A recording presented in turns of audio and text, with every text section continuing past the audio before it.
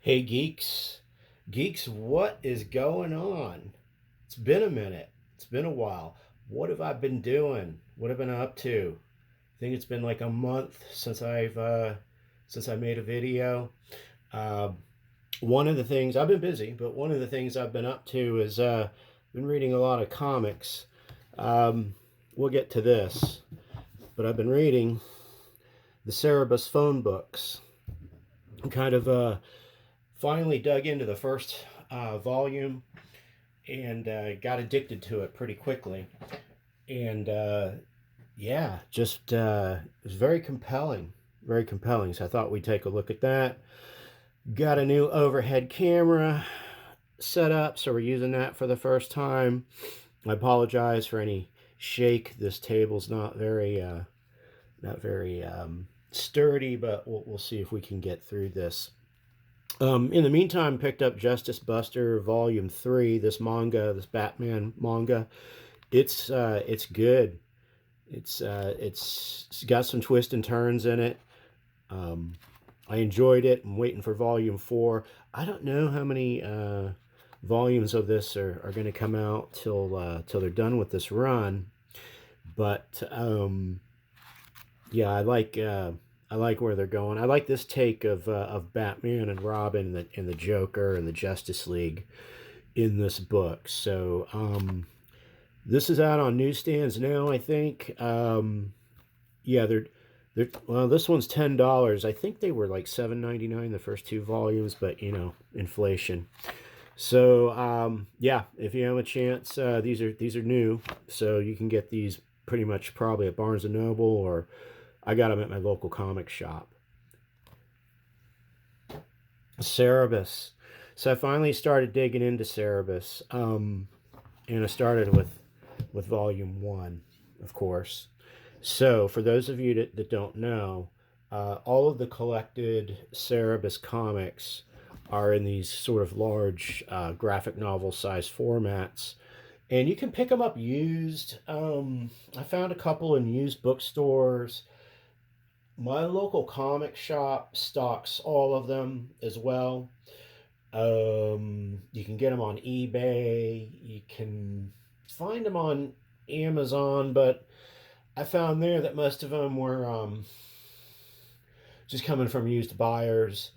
Local comic shops, I think, mine stocks them brand new directly from the publisher, Aardvark Van Publishing Company. So I've got a mixture of some used ones. This one I found at Half Price Books, and I've got some brand new ones. This one, these remastered editions are out now. I got this from my comic shop. But I try to find them used where I can because they're cheaper.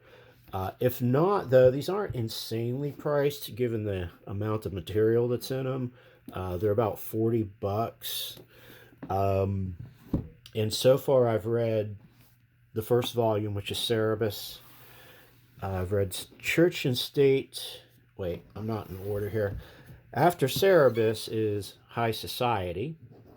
High Society is a big old book. Then after High Society, you have Church and State Volume 1. So, I have read all three of these volumes. That's what I've been doing for the past month. Went to my local comic shop and bought Church and State Volume 2. We'll grab that here in a little bit. So I had some other goodies that went along with it. But let's take a look at Volume 1. So this is a really interesting piece of work. It's pretty much a masterpiece.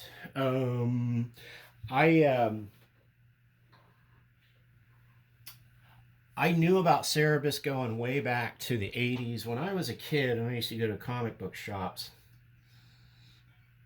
I'd pick up Cerebus comics and take a look at them and consider them to be beneath my 12-year-old tastes because it was in black and white, and I wasn't a big fan of black and white then, and it didn't really have any superheroes. It had this weird Aardvark character who was like, you know, in this somewhat strange like post-medieval aristocracy, European environment. It just wasn't connecting with my 12 and 13-year-old self. Although I realized that the art in it was very incredible. And one of the amazing things about Cerebus is the art, but also the story and the writing and the characters. So essentially, it started out what Dave Sim wanted to create it, I guess, was sort of like Cerebus was essentially an aardvark barbarian. It was kind of a parody of Conan the Barbarian, which, when this first debuted in '77, Conan was all the rage in the comics. Marvel, was making these Conan comics, and they were very popular. I liked to buy them and read them. So that's kind of how it started.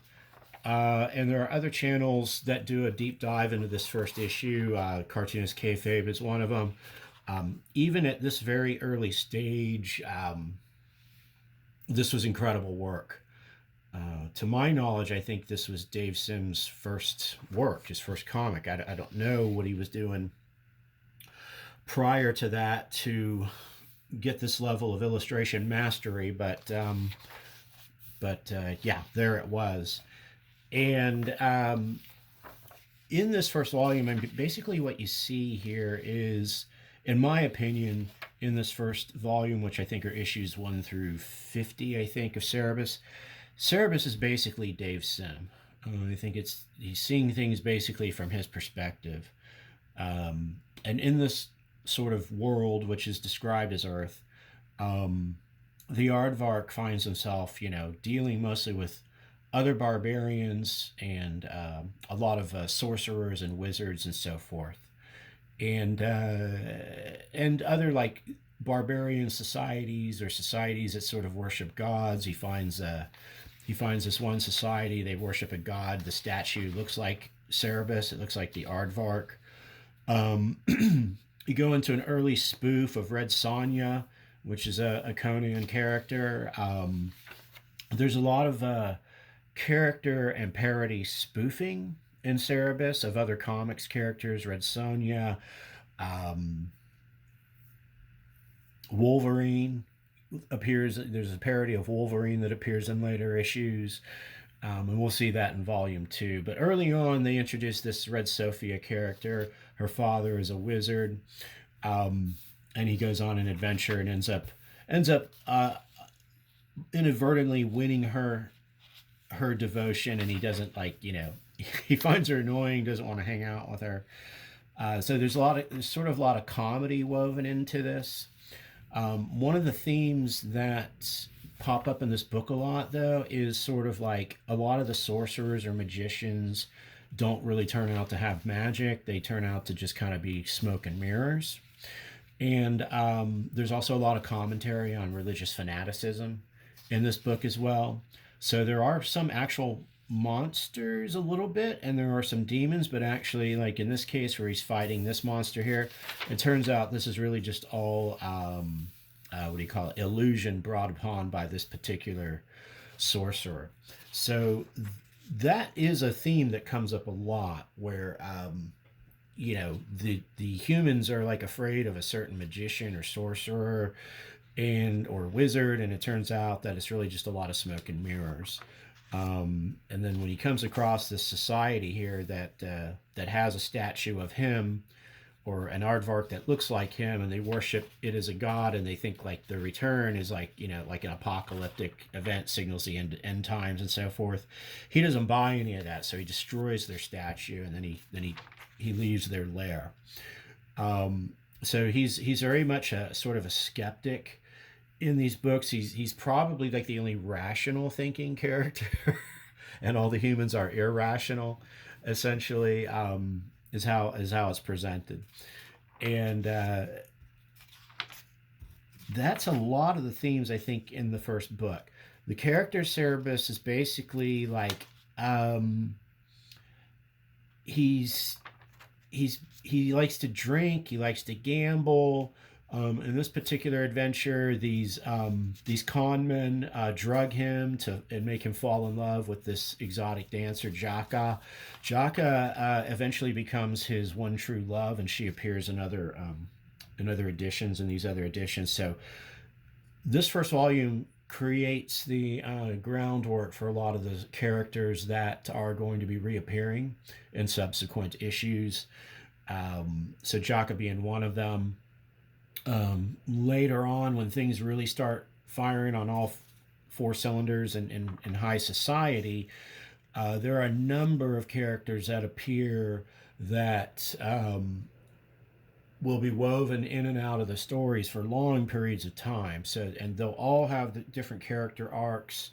So the humans eventually don't take much of a backseat to him like they do in this first volume. The humans, have a lot of their own stories that are yet to be played out as well. So what starts out as kind of this parody of barbarian comics, and then kind of a parody of comics, and generally see here's a guy here that looks like Thor from Marvel Comics, eventually turns into a very cerebral and deep commentary on essentially humanity and political society and religion and the relationship between church and state. I mean, it gets very philosophical. From what I understand, Dave Sim is a very philosophical person, or a very interestingly philosophical person. I have not read any interviews with him. I know some of what other people have said about him by osmosis, being online. He seems to be kind of like the Ayn Rand of comics. People either love him fanatically or they despise him ridiculously. So, um, you know, as to what his political bent is, that becomes, I think, a little more apparent in high society and church and state. But I can't really say, at this point where he's all going with it, because Cerebus ran for, I think, 500 issues, or maybe 300, somewhere between 300, 350 issues maybe, from like 1977 up until like 2000, I don't know, 2005, I think. So I mean, that's why you have so many of these, volumes of work. So you have decades of comics collected in these graphic, trade paperback formats. And so I intentionally, all these years, kind of like was aware of Cerebus, but intentionally kept myself sort of ignorant of it, because I didn't want to know any spoilers.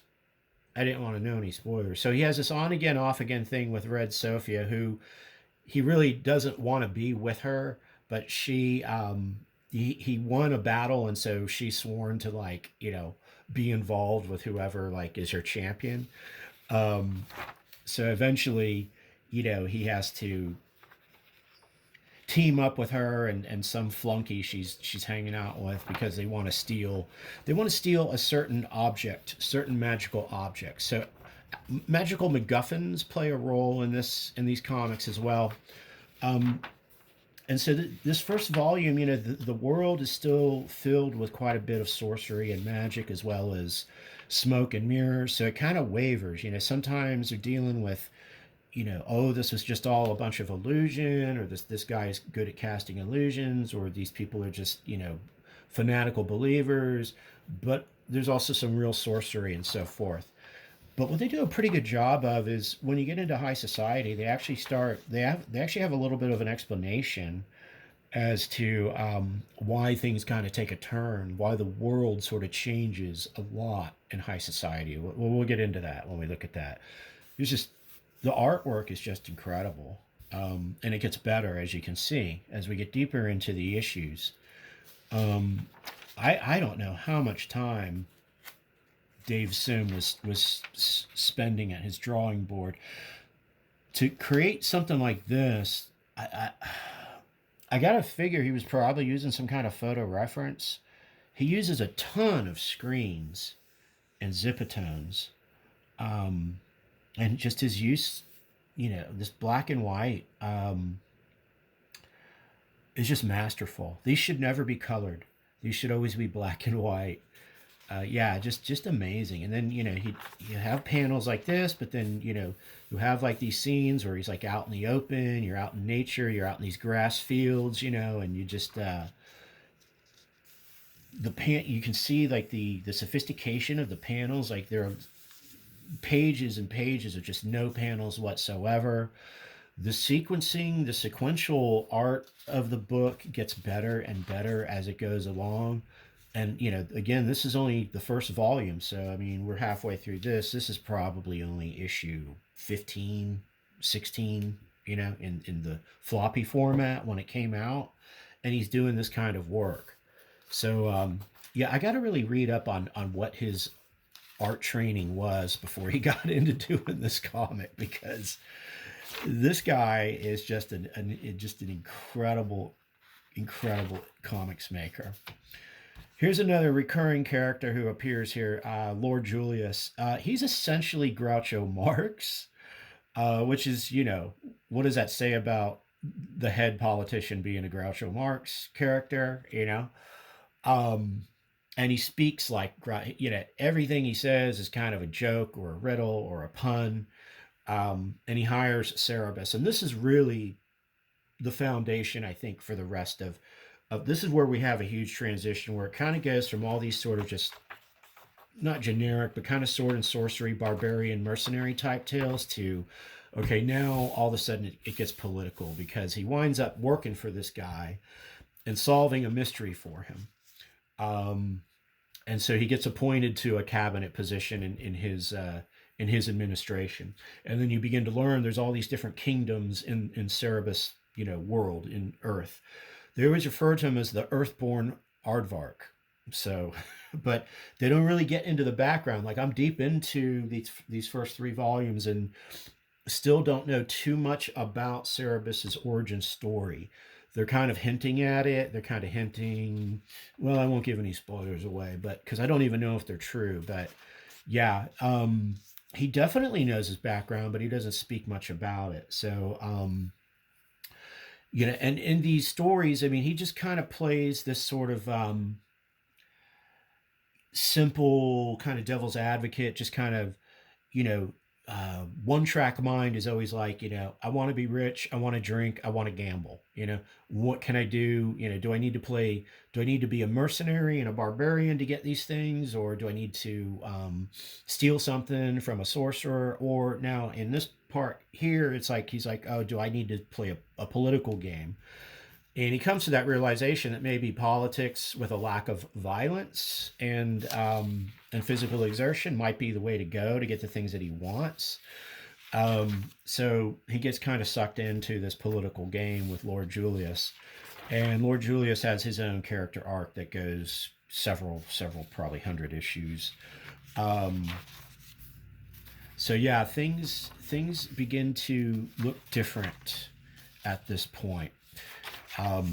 They've got an issue with the catacombs underneath the kingdom, so he goes down there with Lord Julius and one of his flunkies, and Cerebus fights this giant snake, which is interesting because this was before. I don't know. This might have been. I think this was lifted from Conan.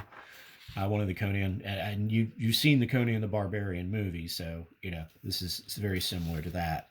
Although this came before the movie, I believe, but the Conan stories were written much before Cerebus. Anyway, who influenced who? Who knows? Cerebus dispatches the monster, gets in better with Lord Julius.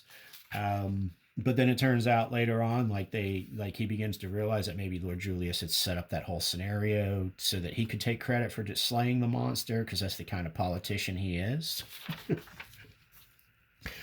So, yeah, you see him here with his sword, but eventually in more and more panels, he begins to not have the sword, and eventually the sword, I think he loses it at one point, and so then he doesn't have the sword with him.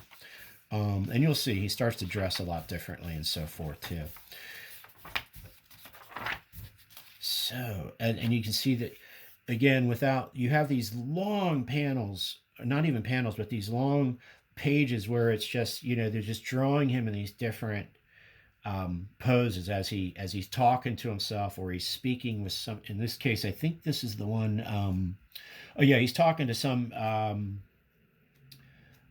like a subconscious spirit. It might be his subconscious, but it takes on a different identity. So this is the other part of Cerebus that Sim starts to get into, is sort of like explorations of the ego and the mind and the consciousness, and what that means.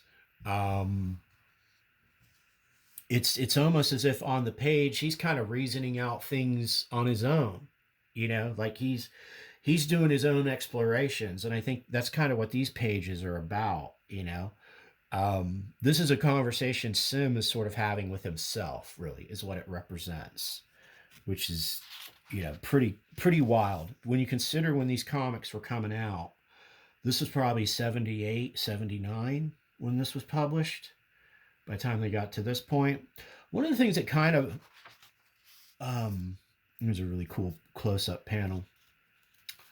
One of the things that I've noticed, though, is they don't give you the issue numbers or the covers in these books, and that's kind of sucks, because so you don't, it just goes right into the first page. So there's no cover page. There's no, we don't know what number or what month it was, what year it was published. I think there's a Cerebus cover book out there, a book that has all the covers, but it would be really cool if those covers were included, like you see, like, in like the Marvel or DC stuff.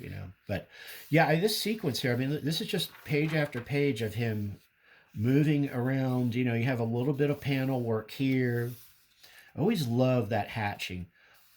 This guy is a master with the mechanical pen. You'll see so much mechanical pen in his artwork. And then, we'll get into stuff like this where it's just complete black. You've only got Cerebus with whatever. He puts that Zipatone screen on him, to give him that sort of that gray aardvark furry look. And then his backgrounds always have this just intense detailed mechanical pen.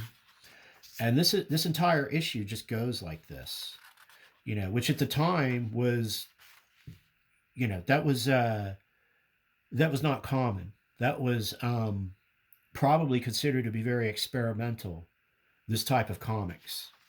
And this is where, you look at stuff like this and you're thinking to yourself, there is something to that term, sequential art. And I know a lot of people poo-poo that term, or they think it's cliched, but that's what Cerebus is. I mean, I think that's an appropriate description of what these comics are. I mean, this is deeper than your average Marvel and DC superhero stuff that was happening at the time. And then we have the cockroach who appears. The cockroach is sort of the superhero. Again, though, he's kind of a funny character. Not a parody of really any superhero at the time, although the Tick, I heard, was later on based off the cockroach. And the cockroach goes through different iterations as the book carries on. So he eventually becomes like this sort of Captain America character. I think that's his persona in this. I think he's Captain Cockroach at this point or something like that. Later on he turns into the Wolveroach. He looks like Wolverine. So yeah, Captain Cockroach. So he basically gets hired, I think, by Lord Julius to be sort of his muscle, in the kingdom.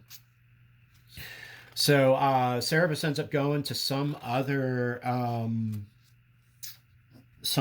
kingdom as an emissary, and ends up eventually trying to, I don't know, some kind of political machinations, and he winds up trying to run against Lord Julius eventually to become prime minister, and that's what the High Society volume is all about. This is a lot of comics, man. What is this? 500, 536, 534 pages in the first volume alone. So then, having finished that, I ran to my local comic shop to get High Society, because I couldn't find couldn't find a used copy. And it turned out they have these remastered editions. So these are not on that newsprint you saw in the first volume. This is much better, higher quality, and it really sharpens these black and whites. So what do we have here? Cerebus Book 2, issues 26 through 50. Okay. So, and this 12th printing was in 2020. So this is a recent printing. So yeah, they remastered all these. They have a really good section where they discuss what they went through to sort of remaster these books. They had to go out and find the original artwork that Sim had sold to people for like $40 a page back in the 70s and 80s. So they tracked down all these people and found them and said, hey, we're putting together a remastered edition of these comics. We need the original artwork. Can we borrow it and like rescan it, you know? And you know, they touched it up where they needed to. So they did a fantastic job. It really makes the artwork a lot clearer. I think there is, let's see here.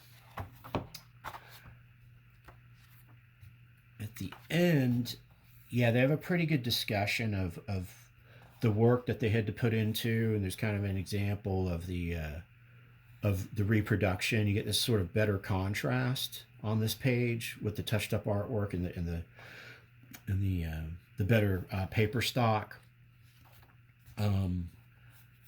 So they go into a lot of detail about that process, how they had to kind of track down all these people. And now they've done that for all of these volumes now, I believe, especially these first 4 or 5 volumes, which are the largest volumes. So that was pretty cool.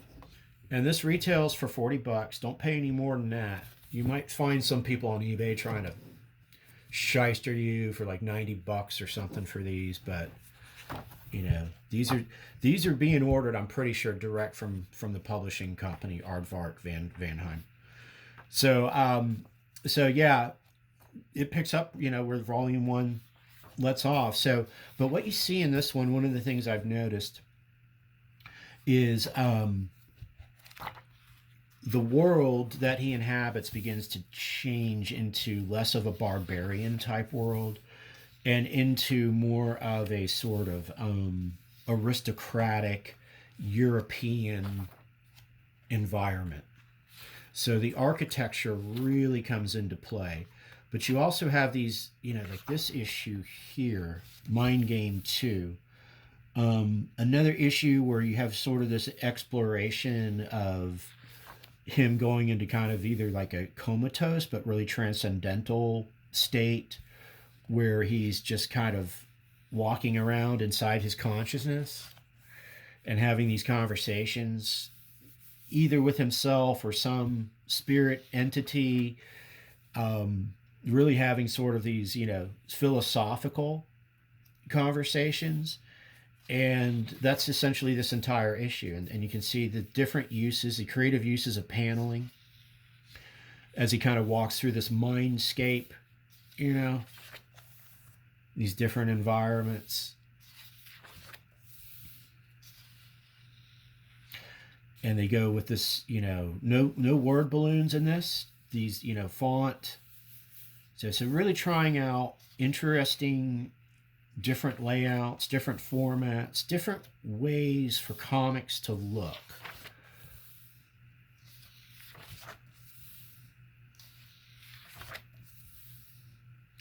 And then you have the end of the issue kind of picks up at the beginning of the next one. You still have a continuation of these panels, but then he like wakes up. His butler wakes him up. And so now, you know, he's staying at this hotel that's like, you know, it's a luxury hotel. Turns out the hotel has an elf that appears only to him, and she gives him advice. So there's still these sort of magical, fantastical elements to it. And this chronicles his journey to get into the political system. And you can see now, you know, the environments begin to change because now you're kind of in this sort of European parliamentary aristocratic environment. where a lot of the story now takes place. So gone is kind of the barbarianism, and what he says, I think, early on in this volume is they make reference of it. I believe it was Lord Julius, and there was a certain magic MacGuffin in the world that was kind of like a key or a catalyst for a lot of the sorcery and magic in the world. And they found it, and like they got rid of it, or they destroyed it or something. So they kind of say, oh, so they mention like the magic in the world is reducing. So what you're seeing in this timeline is sort of the magic, sorcery, barbarian world is slowly giving away to this type of aristocratic world where people dress like this, and they sit around in chairs and drink wines and smoke cigars and talk political intrigues and plot strategy. And then you've got Moon Roach. So, okay, so now the Roach is a parody of Moon Knight. At the time, Moon Knight for Marvel Comics was very popular. So yeah, I think Sim was constantly poking fun, especially at Marvel. I don't know if he's had some beef with Marvel or what the deal was. But it turned out that Moon Roach was taken in by a woman who fell in love with him, and she becomes a pivotal player later on, Astoria. She eventually becomes the mastermind for Cerebus's ascension politically to try to be the prime minister and supplant Lord Julius, who was his mentor. So that's a very detailed, that's basically what all of High Society is about. But again, yeah, just these scenes, in the courtyards and in the cities, the line work is just incredible, man. And then you still have these, panels where it'll just be nothing but black backgrounds. A lot of pages where there still aren't there's action, but there's no panels separating them. I think Cerebus was really the first comic that I remember that did this really consistently. I mean, I'm sure it happened in other comics before this, but it's just so consistent in Cerebus. It's a method that Dave Sim uses all the time. So Moon Roach is going around like basically knocking off their political enemies under the guise of for the greater good and for doing it for the economic poor and so forth. He's kind of a vigilante, but he's really kind of taking his orders from Astoria. And so she's masterminding like, okay, you've got a Cerebus, like, you are in a position being a cabinet member of Lord Julius, like you can throw your hat in the ring to become prime minister of Iest, I think is the name of this kingdom where he's hanging out at. So so that starts to happen, and they get a hold of a bunch of money, and they basically go around and start paying off all these different provinces to have a parliamentary vote for Cerebus. So there's a lot of